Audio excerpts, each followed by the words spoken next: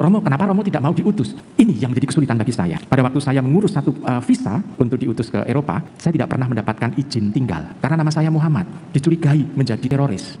Itu 10 tahun yang lalu, 12 tahun yang lalu saya mengurus visa untuk izin tinggal ke satu negara di Eropa, ternyata enggak. Lalu pada saat saya harus menemani ziarah ke Korea Selatan, Kedutaan Besar Korea Selatan di Indonesia juga tidak percaya kalau saya ini Romo. Minta mencari bukti ijazah bahwa saya lulus seminari. Untung ada satu ijazah lisensiat yang berbahasa Inggris disertakan di situ. Saya harus mengambil dari Jogja untuk dibawa ke kedutaan, dan itu yang bikin sakit hati. Dutaan besar di sana hanya melirik saja melihat oke, diterima. Yang tadinya itu deny lalu menjadi diterima. Juga pada saat ke New Zealand pun juga begitu, tidak diterima juga. Dan akhirnya karena ada teman imam yang ada di sana yang membantu, akhirnya bisa masuk memberikan retret saja di sana. Inilah kesulitan saya sehingga saya tidak bisa diputus ke luar. Dan saya puas dengan apa? Saya tahu bahwa diutus ke Semirang Indah pun ini adalah sebagian dari sikap misi dari kongregasi kami. Karena kebetulan Semarang Indah bagian dulu dari Pengsari. Dengan gembira bersama kita semua menghadap Tuhan. Tangannya di sukaria, sebab besar kasih setianya. Angkatlah hati jiwa, mohon rahmat berlimpah, agar kita pun pantas berkenan kepadanya. Satukan kami umat-Mu yang Tuhan, dalam Kristus jadi satu warga, hingga kami sehati dan sejiwa memuliakan nama-Mu Tuhan. Dalam nama Bapa dan Putra dan Roh Kudus.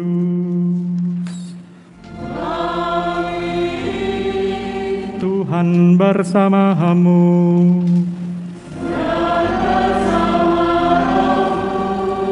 Ibu, Bapak, saudari-saudara yang terkasih, selamat sore berkah dalam. Ibu, Bapak, saudari-saudara terkasih, bacaan pertama yang diambil dari nubuat Habakuk, Nabi Habakuk, ataupun juga bacaan kedua yang diambil dari surat Paulus kepada Timotius yang pertama, yang kedua. Lalu bacaan yang Injil diambil dari Injil Lukas, berbicara mengenai iman. Yang bacaan pertama kita bisa melihat bahwa orang yang benar itu karena hidup dalam iman. Sedangkan yang kedua di sana mau diungkapkan, karena iman itu Roh Kuduslah yang diam di dalamnya. Dan yang Injil kita akan melihat di sana para murid memohon kepada Tuhan Yesus untuk tambahnya iman. Namun Tuhan Yesus justru mengatakan bahwa iman sebesar biji sesawi pun itu sudah berdaya guna. Yang penting bukan besar kecilnya iman, tetapi punya tidaknya iman dalam diri orang itu. Ibu, Bapak, saudara terkasih, kadang-kala dalam kehidupan kita sehari-hari seringkali kita juga meragukan iman kita. Apakah betul Tuhan itu ada? Apakah betul Tuhan itu mendampingi saya? Apakah Tuhan itu mendengarkan doa-doa saya? Seringkali itu menjadi beban dalam kehidupan kita. Untuk itu marilah kita sejenak, kita siapkan hati dan pikiran kita kepada Allah. Marilah kita mohon ampun di hadapan Tuhan atas kekurangan dan juga kesalahan kita dengan percikan.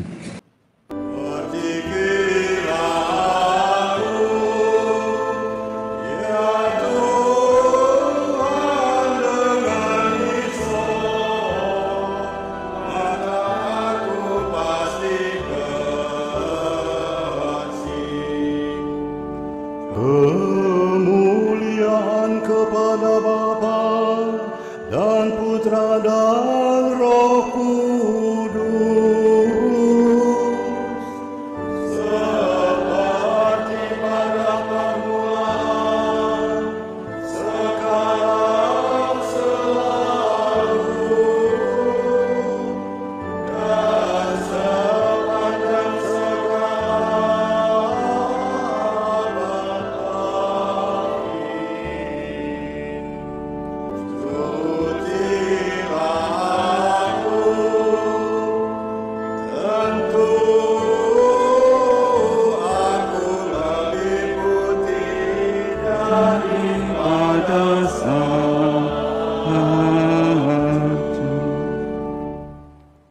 Semoga Yang Maha Kuasa mengasihi kita, mengampuni dosa kita, dan menghantar kita ke hidup yang kekal.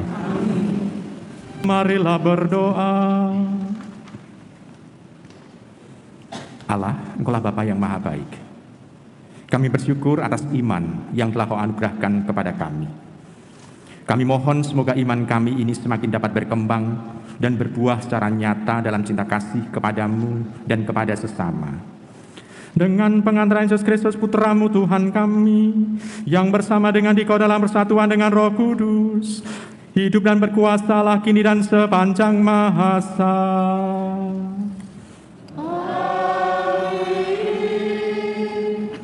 Bacaan dari Nubuat Habakuk.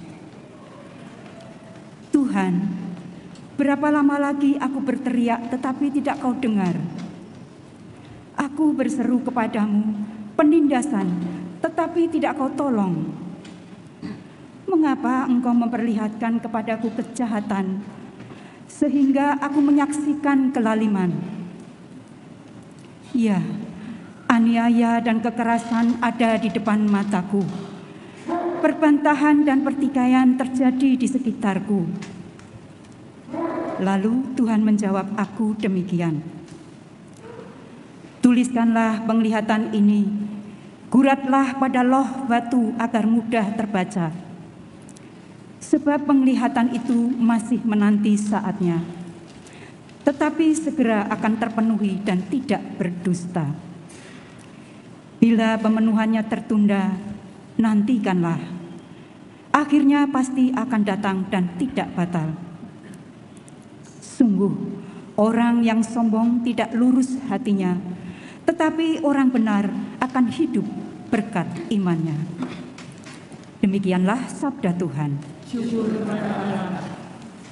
Pada hari ini, kalau kamu mendengar suara Tuhan, janganlah bertegar hati. Pada hari ini, kalau kamu mendengar suara Tuhan, janganlah bertegar hati. Marilah kita bernyanyi-nyanyi bagi Tuhan, bersorak-sorai bagi gunung batu keselamatan kita. Biarlah kita menghadap wajah-Nya dengan lagu syukur, bersorak-sorailah baginya dengan nyanyian mazmur. Pada hari ini, kalau kamu mendengar suara Tuhan, janganlah bertegar hati. Masuklah, mari kita sujud menyembah, berlutut di hadapan Tuhan yang menjadikan kita. Sebab Dialah Allah kita, kita ini umat gembalaannya, serta kawanan domba-Nya. Pada hari ini, kalau kamu mendengar suara Tuhan, janganlah bertegar hati. Janganlah malu bersaksi tentang Tuhan kita. Pembacaan dari surat kedua Rasul Paulus kepada Timotius. Saudaraku terkasih, aku memperingatkan engkau untuk mengobarkan karunia Allah yang ada padamu berkat penumpangan tanganku. Sebab Allah memberi kita bukan roh ketakutan, melainkan roh yang membangkitkan kekuatan, kasih, dan ketertiban. Jadi janganlah malu bersaksi tentang Tuhan kita, dan janganlah malu karena aku, seorang hukuman karena Tuhan. Tetapi berkat kekuatan Allah, ikutlah menderita bagi Injil-Nya.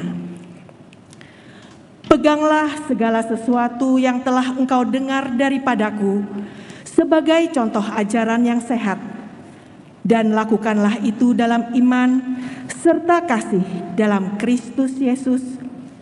Berkat Roh Kudus yang diam di dalam kita, peliharalah harta yang indah yang telah dipercayakannya kepada kita. Demikianlah sabda Tuhan. Alleluia, alleluia, alleluia.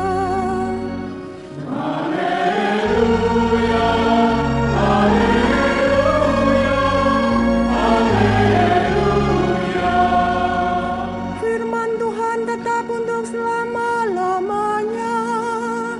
Inilah firman yang disampaikan Injil kepada kamu.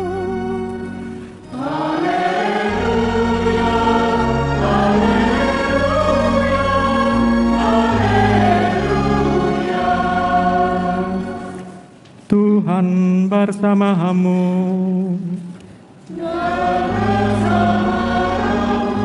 Inilah Injil suci menurut Santo Lukas.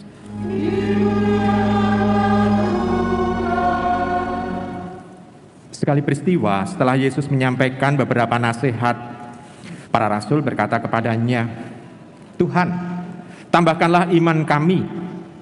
Tetapi Yesus menjawab, "Sekiranya kamu mempunyai iman sebiji-biji sesawi saja, kamu dapat berkata kepada pohon ara ini, 'Tercabutlah engkau dan tertanamlah di dalam laut,' dan pohon itu akan taat kepadamu. Siapa di antara kamu yang mempunyai seorang hamba tidak membajak tanah atau menggembalakan ternak waktu ia pulang dari ladang, akan berkata kepada hamba itu, 'Mari segera makan'? Bukankah sebaliknya ia akan berkata kepada hamba itu, 'Sediakanlah makananku, ikatlah pinggangmu dan layanilah aku. Sampai aku selesai makan dan minum, sesudah itu engkau boleh makan dan minum.' Apakah ia berterima kasih kepada hamba itu karena hamba itu telah melakukan apa yang ditugaskan kepadanya? Demikian jugalah kamu. Apabila kamu akan melakukan segala sesuatu yang ditugaskan kepadamu, hendaklah kamu berkata, 'Kami ini hamba-hamba yang tidak berguna. Kami hanya melakukan apa yang harus kami lakukan.'" Demikianlah sabda Tuhan.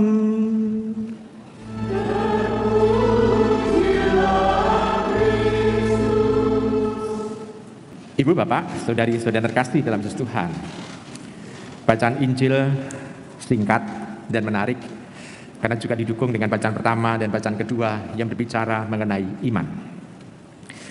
Tadi sudah saya katakan dalam pengantar bahwa yang penting itu punya iman. Bukan besar atau kecilnya iman itu, tetapi yang penting punya iman. Iman itu apa? Nabi Habakuk mengatakan bahwa kalau orang hidup dalam kebenaran, ini karena iman. Lalu juga bacaan kedua juga menjelaskan di sana kalau orang itu hidup dalam roh, orang itu beriman dan dia memperlihatkan juga dalam sikap kehidupan sehari-harinya. Dan dalam bacaan Injil di sana mau diungkapkan mengenai bahwa iman ini berdaya guna.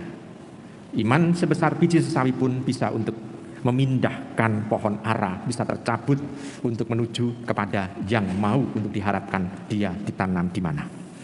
Ibu, Bapak, saudara terkasih, iman tidak meragukan dalam diri kita, dan Anda juga tidak diragukan bahwa Anda semua punya iman yang ada di sini.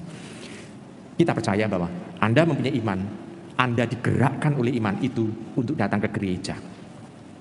Apalagi kalau Anda digerakkan di gereja untuk bisa berdoa bersama, tidak hanya delok, tidak hanya tertidur, tetapi juga betul bisa meresapkan kehadiran Tuhan dan bisa merasakan dan mengalami kehadirannya, dan nantinya bisa dibawa pulang ke rumah Anda masing-masing. Iman itu sudah menggerakkan Anda. Maka sebetulnya khotbah mengenai iman sudah tidak tidak berlaku lagi untuk Anda sebetulnya. Jadi percuma saya berkhotbah hari ini sebetulnya. Karena iman Anda itu menggerakkan Anda untuk datang ke gereja. Tetapi karena ini live streaming, mungkin khotbah itu berlaku untuk mereka yang menikmati live streaming dan belum datang ke gereja. Ibu, Bapak, saudara terkasih, sekarang begini. Saya membuat satu perumpamaan begini. Pernah Anda membaca satu buku, cara merayu kalau Anda mencintai seseorang. Kalau Anda membaca dan menghafal buku itu, lalu Anda pakai itu hafalan itu untuk merayu pasangan Anda, apakah pasangan Anda bisa merasakan bahwa ini adalah betul-betul pujian atau betul-betul mau untuk mendekati orang yang melakukan itu adalah orang yang mau mencintai Anda betul-betul? Kalau sekedar hafalan tentu tidak. Orang hafal rayuan-rayuan, tetapi kalau itu dipraktekkan, orang tidak melihat konteks, orang justru merasa juga yang dirayu itu bisa saja tersinggung.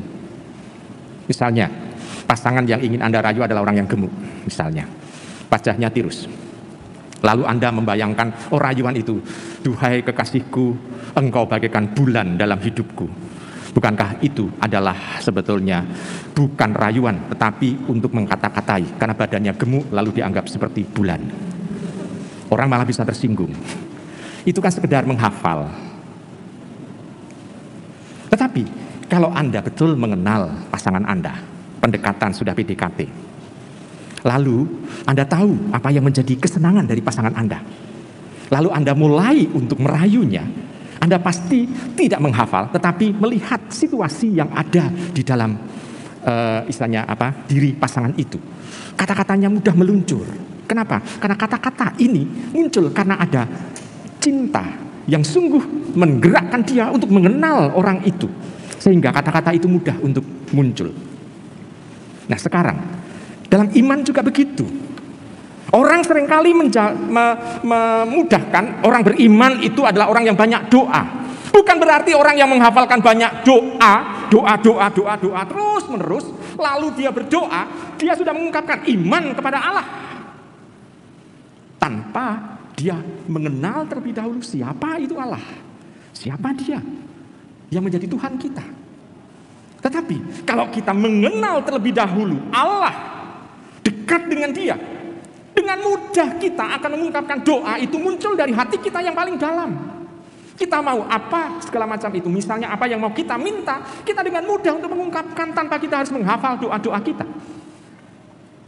Jadi kita bisa melihat iman ini menggerakkan kita untuk melakukan sesuatu,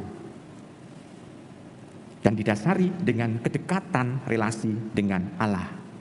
Jadi bukan sekedar, oh saya tahu, saya hafal Tuhan itu siapa, oh Tuhan itu adalah Yesus, dia lahir di Bethlehem, dia anak dari Maria yang istilahnya mendapatkan pewartaan dari malaikat Gabriel, lalu dia dibesarkan oleh Yusuf juga di Nazaret. Apakah hafalan seperti itu menandai bahwa orang itu beriman? Tidak.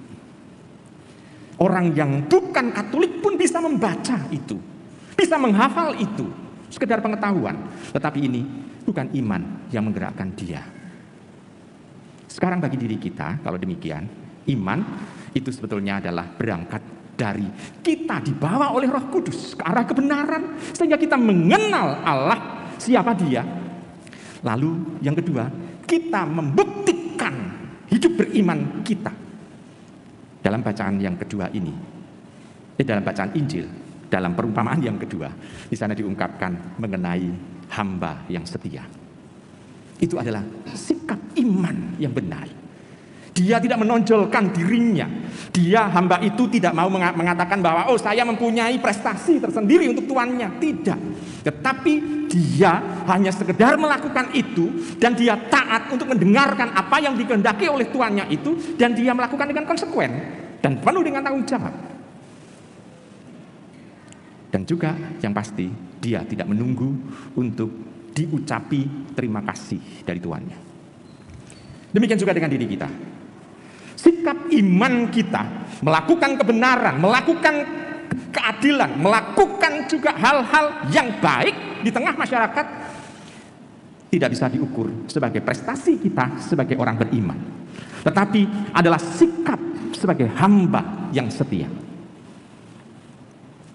Nah, iman dengan demikian kita bisa melihat bahwa kita tidak lalu mengatakan bahwa kalau saya itu mendapatkan anugerah, berarti Tuhan itu memberikan tanda terima kasih kepada saya karena saya ditemukan sebagai orang yang melakukan kebaikan. Tidak bisa dilakukan seperti itu.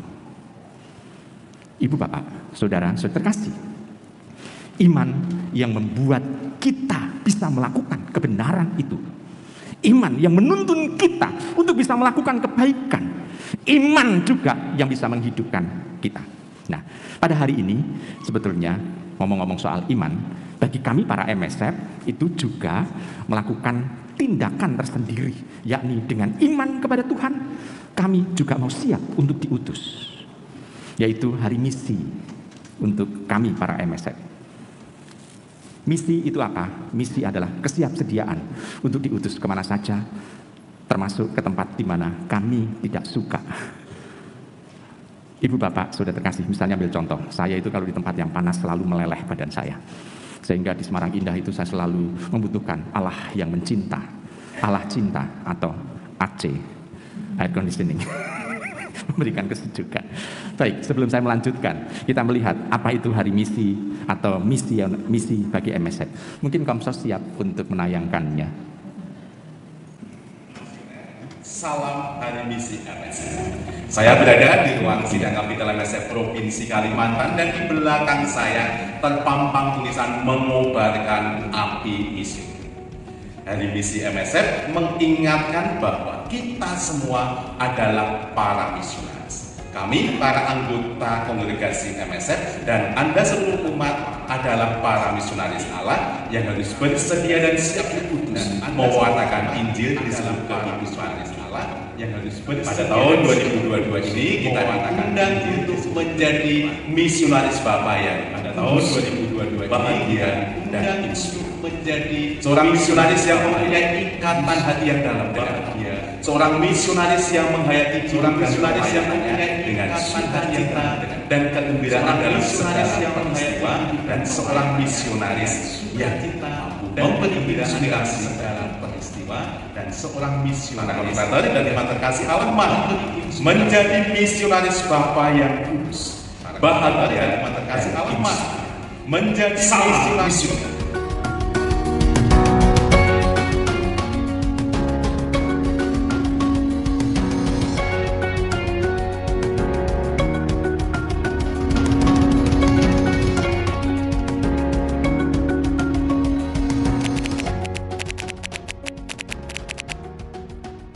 Berani menerima perutusan dimanapun berada, dengan meninggalkan zona nyaman dan menghidupinya dengan penuh sukacita. Saya bisa terlibat secara nyata dalam keprihatinan Gereja Universal saat ini. Kerelaan dan ketulusan hati untuk membagikan cinta kasih Allah yang saya terima kepada sesama. Bermisi bagiku adalah menemukan Allah di tempat yang baru dan berbagi pengalaman kasih Allah kepada semakin banyak orang. Anugerah yang diberikan Allah kepada saya untuk turut serta membagikan rahmat kasih-Nya kepada semua orang. Seperti seorang yang sedang melukis, ia berani meluangkan waktu, memberikan diri untuk menghiasi dunia ini dengan keindahan. Lungo, pergi ke tempat-tempat yang jauh. Lungo atau pergi ke tempat-tempat di mana gereja membutuhkan tenaga imam. Lungo atau pergi demi ketaatan kepada pemimpin. Melaksanakan panggilan dan perutusan Tuhan untuk melayani gereja dan sesama. Keluar dari diri sendiri, meninggalkan segala sesuatu termasuk keluarga, tanah air, dan kenyamanan pribadi. Lalu pergi untuk mewartakan Injil, menjumpai orang lain dan melayani mereka. Kerelaan untuk keluar dari diri, melayani, pergi, menjumpai mereka yang membutuhkan. Menjadi penghubung perjumpaan dalam perjumpaan antara Allah dengan sesama. Ya, atau menjadi jembatan penghubung antara Allah sendiri dengan sesama. Keluar dari kenyamanan, pergi ke Lampung, dan menemukan orang-orang sebanyak Tuhan memanggil. Karya misi sebagai sebuah kesaksian bahwa iman yang telah diyakini beribu-ribu tahun itu adalah benar adanya. Iman yang diyakini oleh gereja dan masih relevan dalam kehidupan dunia saat ini. Berani hadir dan menghadirkan diri untuk mewartakan kabar sukacita dimanapun aku berada.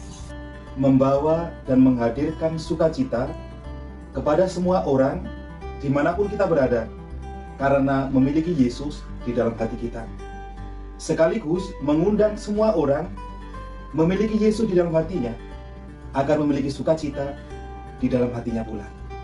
Bagi saya, bermisi adalah menyebarkan sukacita Injil dan juga menebarkan nilai-nilai kerajaan Allah di tengah aneka budaya.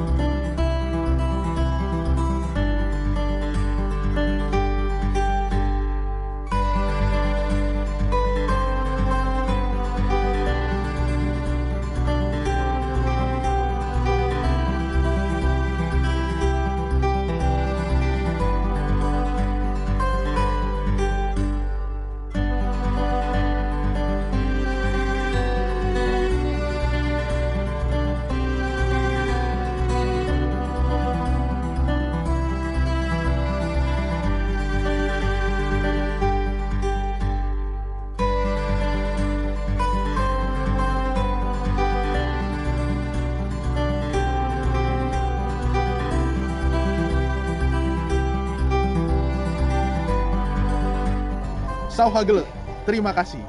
Terima kasih. Terima kasih. Terima kasih. Terima kasih. Terima kasih. Terima kasih. Terima kasih ya. Terima kasih. Terima kasih. Terima kasih.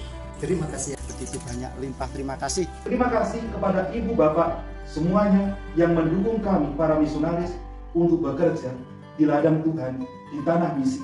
Terima kasih atas doa-doa Ibu Bapak, tapi juga atas bantuan sekecil apapun agar karya misi tetap berlangsung. Semoga Tuhan senantiasa memberkati kita semua. Viva Chile! Viva!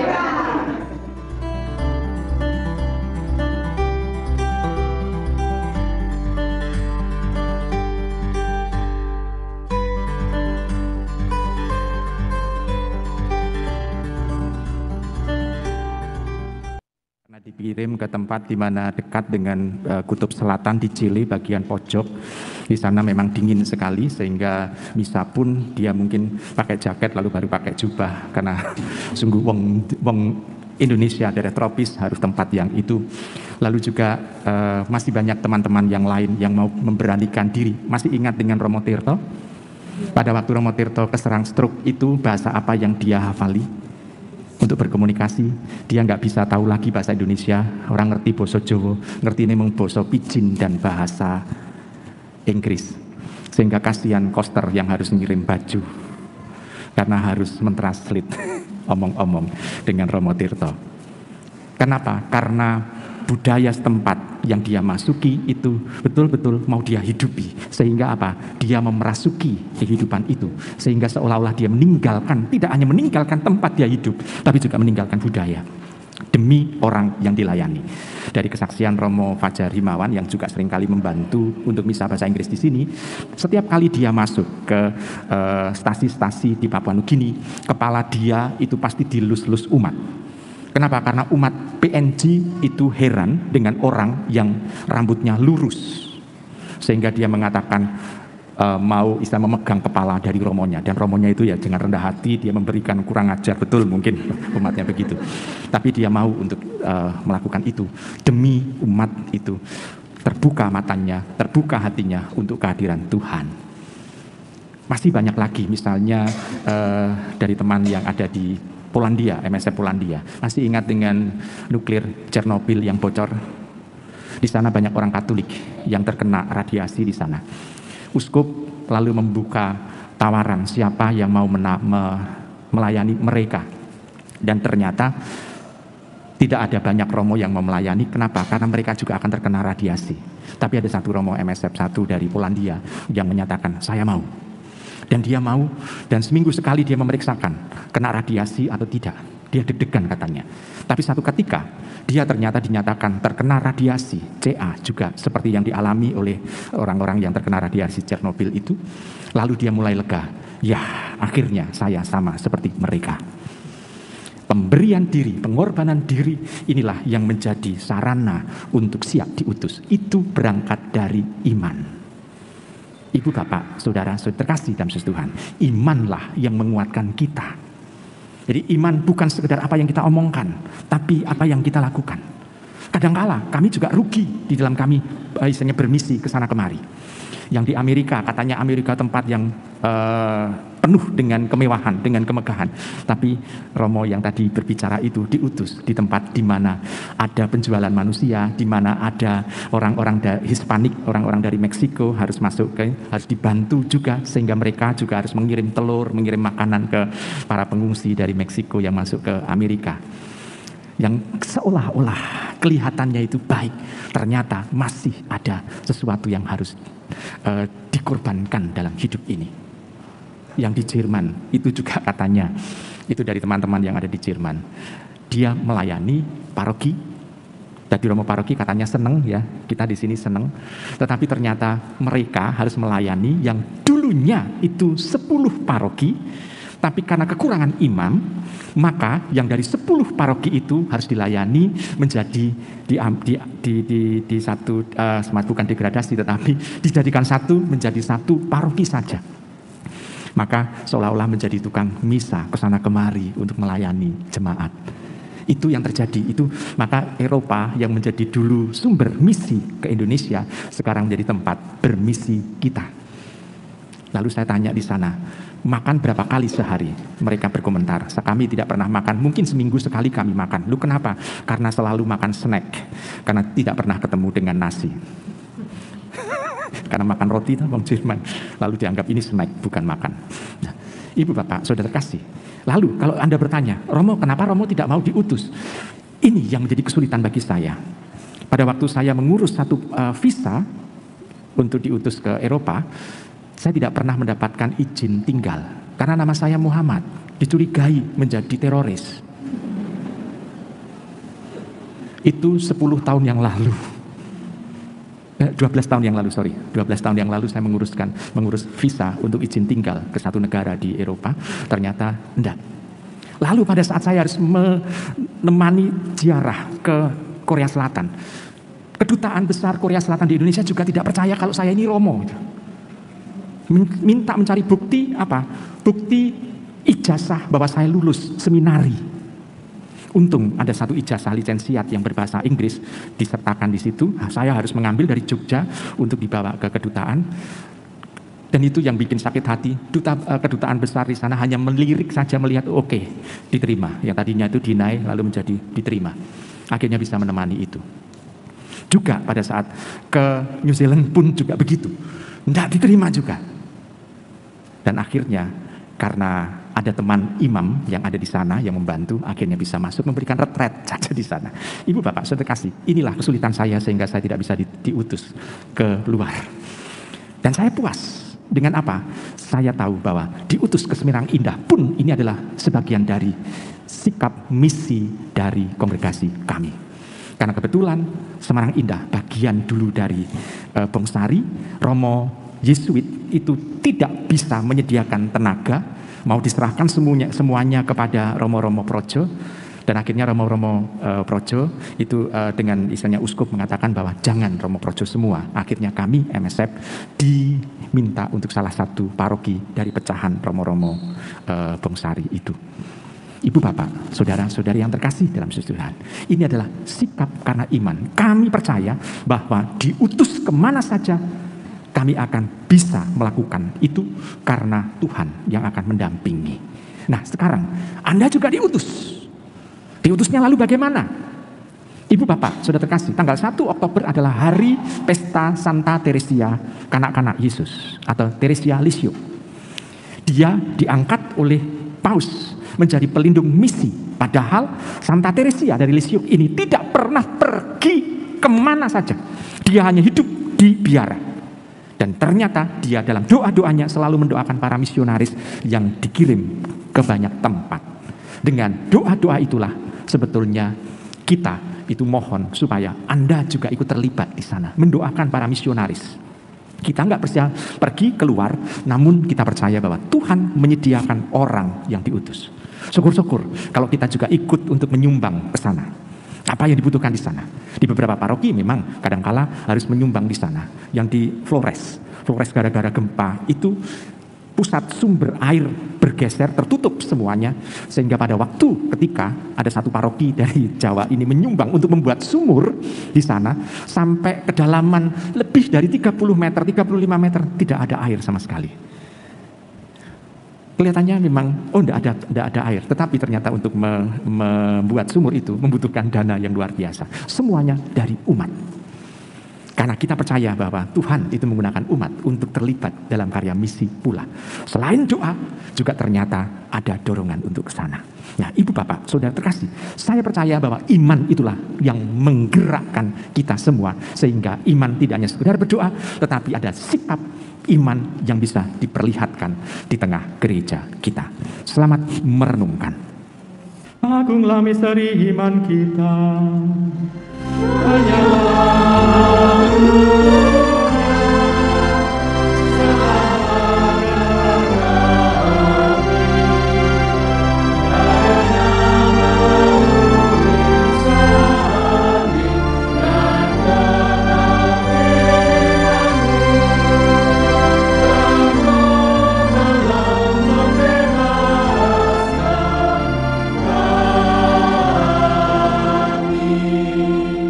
Marilah berdoa. Ya Allah, semoga melalui keikutsertaan kami dalam perjamuan kudus-Mu ini, Engkau berkenan mempertebal iman kami. Ajarilah kami untuk mengasihi Engkau dan sesama, baik dalam kata maupun tindakan, sebagai perwujudan nyata iman kami menuju kepada tanah air surgawi. Dengan pengantaran Kristus, Tuhan kami. Ibu, Bapak, Saudari terkasih, pada hari ini tanggal 1 Oktober kita juga membuka bulan Rosario, di mana kita diharapkan senantiasa tidak henti-hentinya untuk berdoa, dan sekaligus kita mengingat gereja yang sudah bahagia, yakni mereka yang ada di surga, yang ratunya adalah Bunda Maria. Kita senantiasa mohon supaya Bunda Maria juga mendoakan kita semua. Maka mari kita menghormati Bunda Maria itu dengan satu salam Maria. Salam Maria, penuh rahmat, Tuhan sertamu. Terpujilah engkau di antara wanita, dan terpujilah buah tubuhmu Yesus. Santa Maria, Bunda Allah, doakanlah kami yang berdosa ini, sekarang dan waktu kami mati. Amin. Marilah kita mohon berkat Tuhan, dan kita juga mohon supaya Bunda Maria senantiasa mendoakan kita, supaya kita tetap teguh dalam iman dan setia di dalam menjalankannya. Tuhan bersamamu.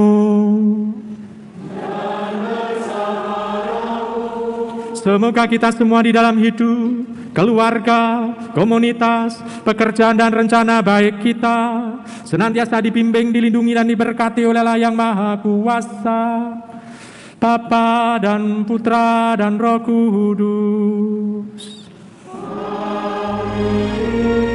Saudari-saudara, marilah kita pulang, kita wartakan Injil Tuhan.